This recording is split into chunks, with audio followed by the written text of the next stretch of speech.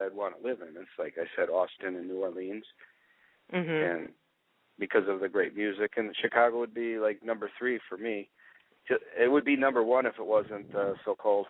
Yeah. Yeah. Yeah. Chicago's I'm like a serious. southern city without being in the South. They've got great music and they've got great barbecue there. They just have the cold weather. Yeah. I was surprised, the first time I went to Chicago, and really, I mean, I was there without going out, but I had been to New York not too far from that time, and I got treated really bad when I first pulled in, because I'm moving on a too slow of a pace, and people are beeping at you, yelling at you. And then you start moving in New York time. But Chicago, I figured that was going to be the same thing.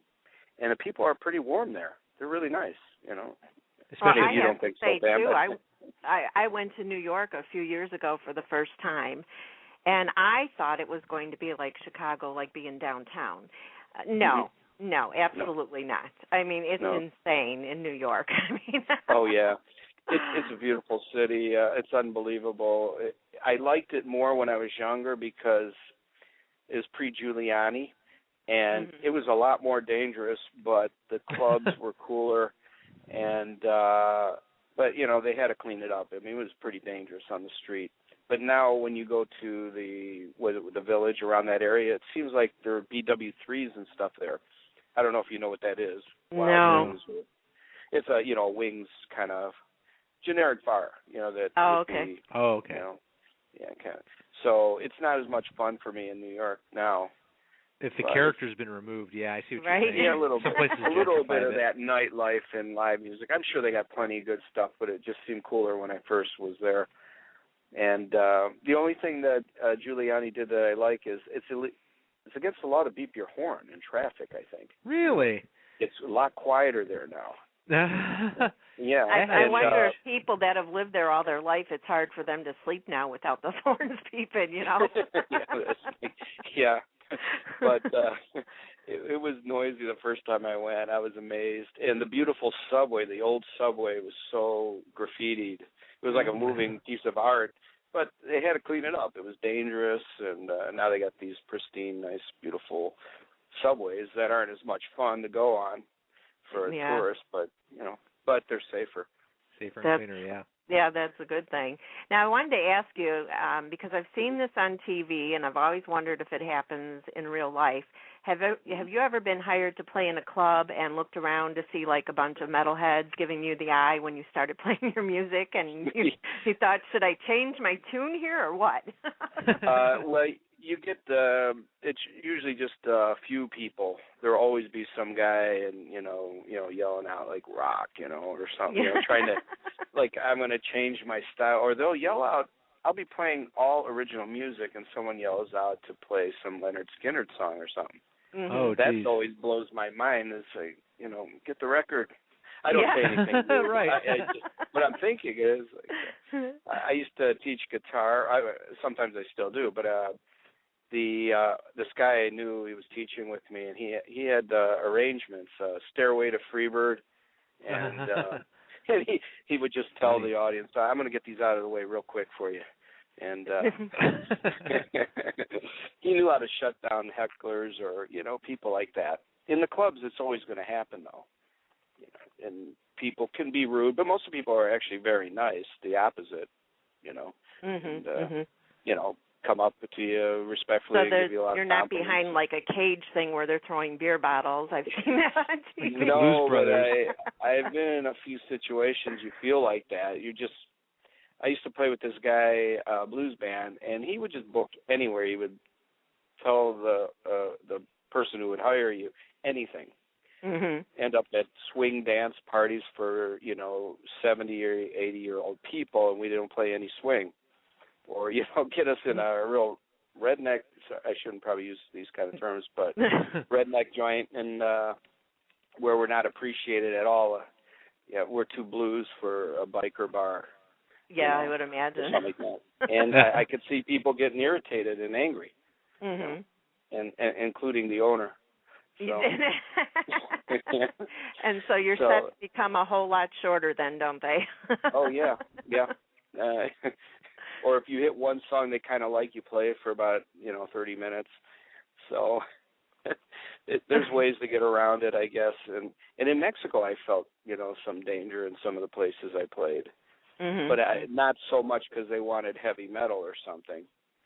I don't know why. Some people don't know what blues is there too much or don't appreciate it, and we were disturbing them, I guess.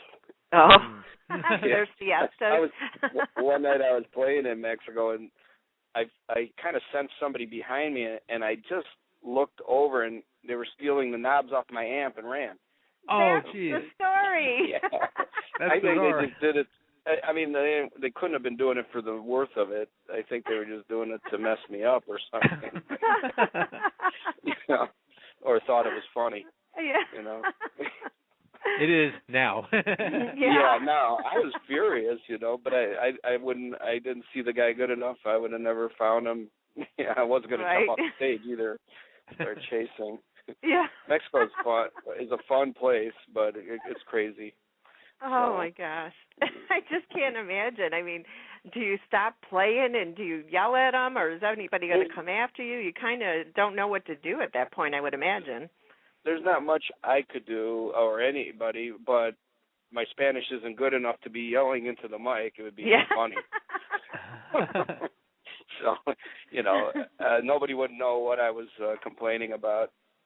That would be a subject I wouldn't be able to, discuss well. Right. I knew enough Spanish to get around, buy food, things like that. Which is pretty shameful because I lived there a long time. But so many people speak English there that it was hard to learn, and I was in a blues band. I'm sure you had to know the swear words at least. Oh yeah, well the first day you're there, that's what everybody wants to teach you. Yeah, you have to be careful though using that because you sound ridiculous if you don't use them right. And Mexicans are a lot more sensitive to words. Right. Because I, almost got in a couple fights saying something that would normally not offend me or an American.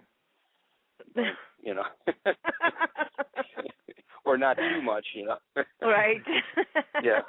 It depends on how you phrase it a lot of times, even with just, because I tried to take Spanish. I took a semester of it, and it just seems like all their words are backwards because if we think about how we speak in English and then have to phrase it in Spanish, you have to turn so many words around, and then one word can mean so many things. It was very confusing.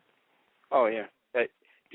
If you want to learn it, you go to Mexico City and right to the college, and they have they're really inexpensive courses, and they'll put you up in somebody's room in the house, and it's usually with people that don't speak English, and you're right by the classes, and you go in for about 3 to 5 hours a day, and you're just forced to be around Spanish. You're totally immersed in the language, yeah. Yeah, you don't want to see what happened to me. I had a British singer in the group, and she, you always go to the easier language. And I had a girlfriend that spoke English better than I spoke Spanish, and that gets really irritating to speak in the weaker language because there's too much miscommunication. And then I had a roommate that was American, and the only time I really, really started picking up some Spanish is I went on a trip for about a month outside of Mexico City where the people don't speak much English. And then I started actually thinking a little bit in Spanish because I had to. So, and I actually taught guitar there, and people would ask me, could you please speak in English so I can kind of kill two birds with one stone. Right. And I was charging quite a bit, so I couldn't really say no. And I was lazy enough, too, to just go along with that program. So it's really hard. It's really hard in Mexico to pick it up because Mexicans, even if they only know a few words of English, will use it with you. Yeah. They'll speak Spanish and they'll answer in English. Yeah, that kind of Spanglish thing too going on.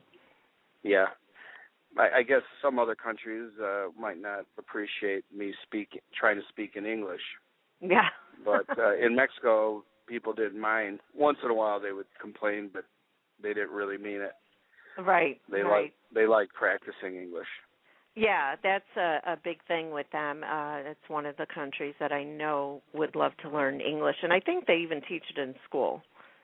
Oh yeah, and they see so much American television. Mm-hmm. And they might have the subtitles below, but they're hearing English all their life. Right. Exactly. And so if they actually moved to the United States in a little time, they would be speaking, at least enough to get around in just a couple weeks, probably. Mm.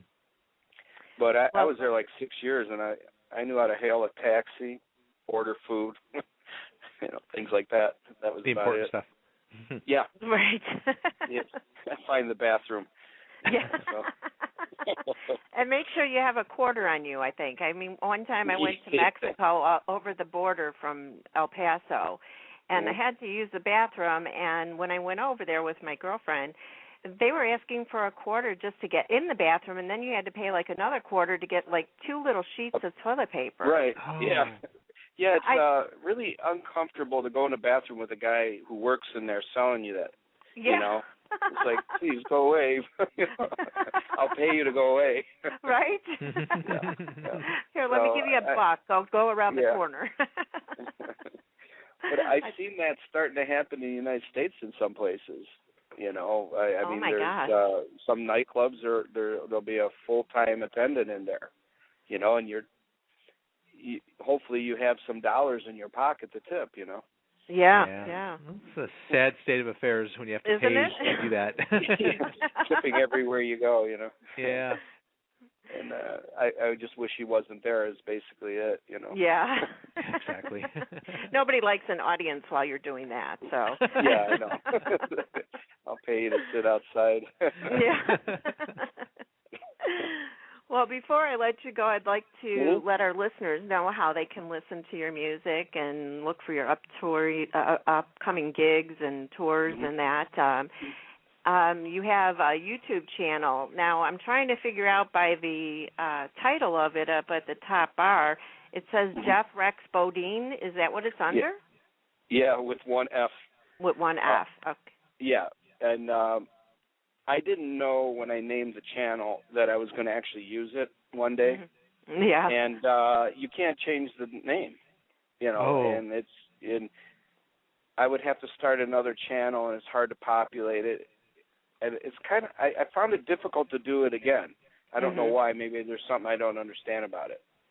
So it's, youtube.com probably /Jeff Rex Bodine. Right, right. With one F. Yeah, and well, I even just put your name in. I put Jeff Powers, and I saw your picture, and it came right up. So they could even try that as long as they know what you look like. Oh, yeah. So, what I'm doing is trying to put up one video a week. I don't know how well I'm keeping up.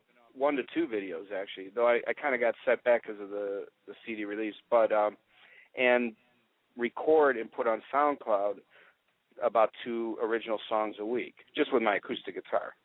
And because I have all these songs that I've never recorded, and I want to at least put them up there. For a year, I'm going to do that until I get about 100 songs up there. So if they want to go to Jeff Powers, I think it's number 5 or 6. I'm looking at SoundCloud right now. You're number 5. Okay, and I don't have many things up there yet, but there are a couple of those cigar box songs.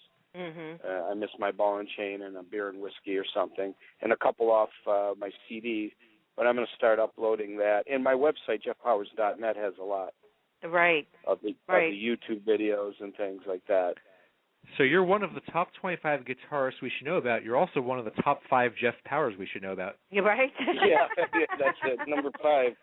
I'm working my way to number 1, hopefully. That's right. But there's a lot of Jeff Powers that actually play music, and one even called me and connected. He goes, "Hey, can you help me book a gig around your town?"